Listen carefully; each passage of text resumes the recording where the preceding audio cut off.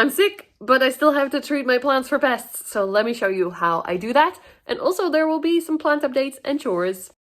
Hey friends, welcome back to my channel, or if you're new, my name is Roos, my pronouns are she, her, and today I actually have COVID, so I'm trying to make an easy video. I have very low energy and I feel like a sack of snot. But I did get this little parcel, and these are my good bugs that are going to help me treat for any pests. I have quite a few different ones in my collection right now, so I thought it would be interesting to share this process with you.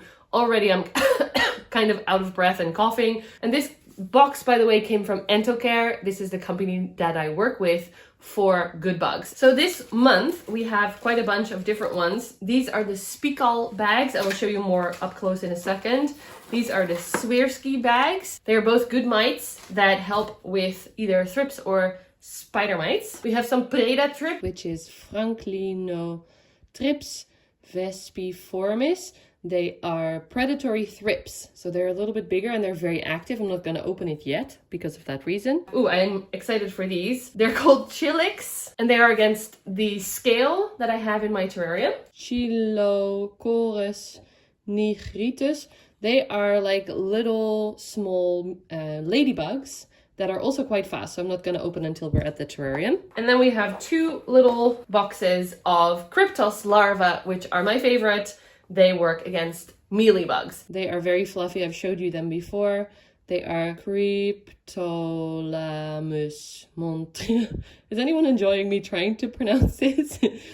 Montrusieri. And then in this bag we have the Spikal bag, Spikal Ultimate by Koppert, which is, by the way, an international company. Entocare, the company that I work with, is in the Netherlands, so these are all their own products, but Koppert is international, so if you're in the US or Canada, there's a Koppert there as well, and I think also in other parts of the world. And then in this bag we have the Swirsky Ultimate, which is the preventative method against thrips. So these are mites that are very small. They come out of this tiny little hole here. You just hang it into the plant and they will start to find the thrips larvae and anything else that they like to chomp on. Before we put the Chilex in, which, by the way, this is such a fun name, I wanted to talk to you about Hoya and flat mites. If you haven't heard about flat mites, you may not be in the Hoya community, or maybe you're just lucky. Apparently, flat mites are these very, very tiny type of spider mites, not actual spider mites, but like related to them, and they can destroy your Hoya without you seeing them.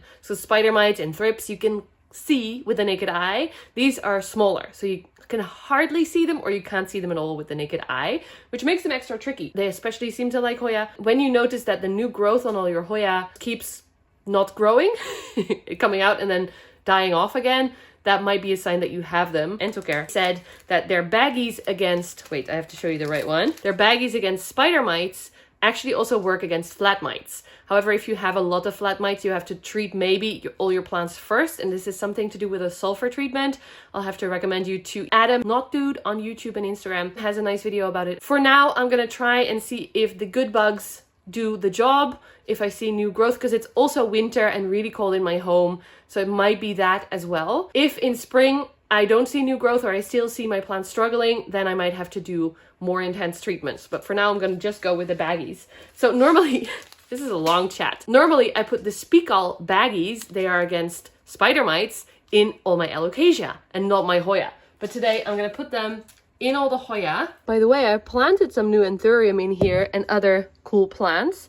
So if you haven't seen that video yet, check out my terrariums chores video. I'll link it here. And I have the Swirsky bags. They are against thrips. I'm going to put them around the anthurium because mostly in here the anthurium struggled with that. And look at this beautiful new leaf on my Cebu Blue Epipremnum pinnatum. Very nice. I guess when they come out, it still looks a little bit more green, and then it turns into blue. This is also the time of month where I check my old baggies for their dates. It always says a week on them. This says 4950. And today is the January the 5th, actually. So it's week 1. The baggies can work for 4 to 6 weeks. We still have a ways to go, so that can stay. Also putting them at the alocasia, of course, because spider mite heavens. One of the plants that I'm struggling with and that has the scale is this very, very small one here down at the bottom. This is a Margravia elcoca. It's a beautiful shimmery plant, but the scale seems to really like it. So we're gonna give these the good bugs. Okay, let's open up these. I wonder how fast they're gonna be today. Oh, look, there they all are. Not super fast, but very, very cute. Look at this. Little eyes, it looks like. Anyone awake? Hello. So very handy with how these kind of bugs come. Same with the mealy bugs as well. They come on some paper bits that you can just carefully pick up. They all attach to each other and then place in the plant. So you don't have to actually touch the bugs or maybe damage them because they are very, very small. Look at it. It's moving, it's moving. Look how cute they are. Already looking for food. Okay, buddy, let's go. Now I've only seen scale on, oh yeah, I also have scale on my Monstera actually in the living room. But we're gonna pop a few of these in here first because that's the most important. That's my tiny, tiny plant. Oh, look, they're so adorable. Ah, it's moving, it's moving. Ah, it's like, do you know the bumper cars or whatever it's called? Botsautootjes? That's what it looks like. Okay, okay, buddies, go eat. Go eat some scale, please. Oh, and now they're starting to wake up here as well. See, this feels like I have more pets. They are adorable. Hello, you want to come on my finger for a second? Yes? Maybe? No? Okay. I guess I'm going to pop this just next to the plant so that, like so, so they can just crawl out and I don't have to do anything. And the rest we're going to put in the Monstera. On the base of my beautiful Monstera Fairy, I noticed at the stems that there were some scale. Maybe it's really old, but just in case, I want to put some here as well. I can't really show you because it's like on the old stems there, but I'm going to pop this in here. You've seen me do this in the terrarium as well, just in case. Now these types of bugs, you don't really use just in case. This is not a preventative method. I've actually seen the scale on here. If you want to treat preventatively, I recommend using the baggies. They're quite stuck in this little thing, so I'm just going to leave that here as well, next to the stems with the most scale on it. While I'm here, I also spotted a baggie that can go 44, 45. 44, 45. And I go around all my plants, removing the old baggies and putting new ones in. Based on what types of pests like the certain plants, I hang out the new baggies. The Swirsky, the thrips, I hang in the Monstera, and any philodendron that I've seen damage in. And they recommend hanging these at the top of the plant a little bit more, like this. Just hanging it in there. Or when it's an alocasia, I like to go close to, oh, you can't see this, but on one of the newer leaves. They recommend it not touch the ground, but with certain plants it just can't be helped. Then I'm extra careful with watering so I don't make the baggie wet. Look at this beautiful Watsodiana maker. Look what I found on my Hoya Species Affinity Bertonier. It has a little flower open. Very adorable. I can't smell what it smells right now because I don't have any smell or taste. Fun. And I still get this question quite often, so I'm also going to share it here. Browning on white parts of your Monstera like this is very normal. Normal. Your plant is not dying. As long as the rest looks good, it's fine. So don't worry. This terrarium is full of Hoya, and this is where I see the most damage of like new growth trying to come out but not being able to. So that's where we're going to put the Spikal. By the way, look at this. It looks a little bit chlorosic. I forgot the word. But you know, with the markings, I think it's because it's so close to the light now. But this is my glorious that hopefully is gonna get nice and sizey because I have it on a moss pole finally. And here's a Melano as well. I think these will need to move out of the terrarium soon because, yeah. And oh, the queen leaf. Should I show you the queen leaf? Wait, it's over here. And it keeps wanting to go against the wall. But it's really nice. It's really beautiful. Okay, so let's put some Spikal in and move on. And this is where the hanging up part becomes a little bit harder. So I just stick it in like that. Don't do what I do. I give a bad example, I know. But okay, here we can hang it. But Hoya are so small. So small. Looking at the queen from the other side, it's definitely not ideal with the lobes at the top. So maybe I'm gonna move this to the big terrarium. Just, I don't have a place to put it, but it needs high humidity and it needs more space, clearly. I took her out for a second and you can see how much taller this leaf is. And also on the moss pole, ooh, I broke some off. To me, this clearly shows how much these queens like a moss pole. I broke a little bit of root off here, but look, the roots have already reached the top and the stem is only down there. So they really like it. And someone told me in the comment section, I feel like they root upwards so that they have stability for when they're bigger, so that they're stable. And this is really, really cool to see. I had no idea these would want a moss pole. Okay, I know this is not about pests, so I guess we're gonna call it a chores video.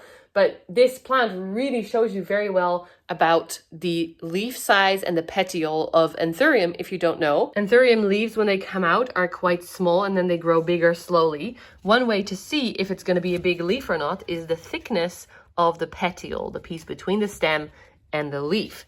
And here, this is quite a nice size leaf for this baby. This is the thickness of the petiole. Now, if we look here, this is the new leaf. This is the thickness of the petiole. This is very thin and this is very thick. So it's gonna be a really nice one. So it deserves a good spot. Maybe I can move it into this box. Excuse the mess. This is all stuff for me to get healthy again. Because this is quite big. I think it will fit. See? That's a good idea. Now I just need to make space in it. I think the obliqua can go because that grows like a weed. Okay, it's not ideal. We have the queen and then the regale a little bit squished in there. Look. There's the new leaf all the way in the front. And then the big melano behind it. This has the tendency to flop over and hurt all the new leaves. So, but I hope it's going to be okay. And if you're wondering about the obliqua, this is the obliqua Bolivian form that honestly really is so easy to grow. It's very dusty. Sorry about that. But I have cuttings here for my friends. It is a joy. Also a weed. It's like a weed, basically. I took this velvet mask out in order to make space for the queen. So either I'm gonna have it sit out in the living room, or maybe I can find a space in one of the boxes. We'll see. We do now have a great new space for the Glorious to sit in and live in this terrarium a little bit longer, so that's handy. And by the way, this moss pole, I actually planted 2 plants on there. There's a baby Brandtianum on the side as well. I think it's very cute. And it's rooting so well into the moss. I need to top this up. I think when I made this moss pole, I didn't have more moss to fill it up, so I do now. So we're just gonna squish it in there. I normally recommend filling up the whole moss pole when you make it. It's much easier. But for now, and for what I had at the moment, it worked. Squishy, squishy for your roots. Happy, happy roots. The scariest part is getting it in, because, that's what she said, haha. No, because the Hoya new leaves are so sensitive, but I think they're okay. It has more space now for sure, and away from the light a little bit more. This is a beautiful Hoya Michele splash, or with a lot of splash, that also is showing very clear signs of struggle. There's new growth everywhere, but at the top here, we do have a new leaf that came through, so that's perfect. And a little update on my beautiful Hoya Carrie.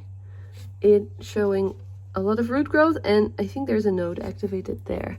But again, here, lots of tendrils that are just not growing. They grow something and then they stop growing again. They can't grow the leaves, so good luck, Speakall. Kill all the flat mites if they are here. Then the Preda Trip, which is something I normally use against thrips, which it also says on the box, also works against scale. I just read in the email, so we're going to put this both in the terrarium and in the big monstera as well. These are very fast usually. There we go. There they are. Predatory thrips that eat thrips, but also scale. Amazing. This one, you just pour in the stuff like this onto the plant, not on your hand normally, because look, right away they spread out like a wildfire. I'm just going to pour it in the bottom here, and also some at the top because my anthuriums might still have some thrips, just in case. As you can see, they are very active. Whoops. One more weird terrarium thing, by the way, maybe some of you know an answer. There seem to be ringworms, like baby ringworms, climbing all up the glass and then drying out and dying, like all the way at the top as well. They are everywhere. Here's one I don't know what to do. Why don't they stay in the soil? I know it's probably humidity because it's so nice and humid everywhere. But it's like a worm graveyard now, and that's a bit sad. We don't want dead worms. Worms are good. I like worms. If you have any knowledge about this or tips, please let me know in the comments. To be honest, I'm really tired already from just this filming and doing a few little things. So I'm gonna keep it easy. I'm not gonna make this video too long. Welcome to my Hoya shelves. Lastly, I'm gonna show you the Cryptos larva. Oh, this lighting is not very good. Let's try here instead. Maybe you'll get to see some here. There is one already. Much better light as well.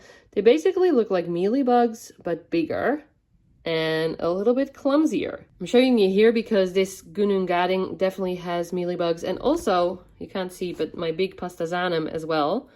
Look at them. They look so funky. Look at that guy. They just look like they didn't like me, basically. They look sick and weird and funky, and I love it. Look at them. They're stunners. Stunners they are. Okay, let's put them on the plants. This is always a little bit tricky because they all attach to each other. But we got some out for the Gunungading. Just hanging it in there. And then some on these.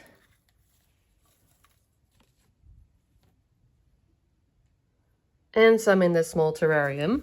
This one's already trying to escape. He must be hungry. Good job.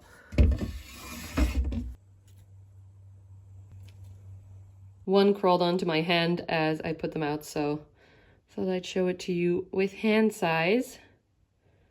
They are very fast, as you can see. Much faster than regular mealybugs. Okay, go eat. So that's basically what I do to treat bugs, pests.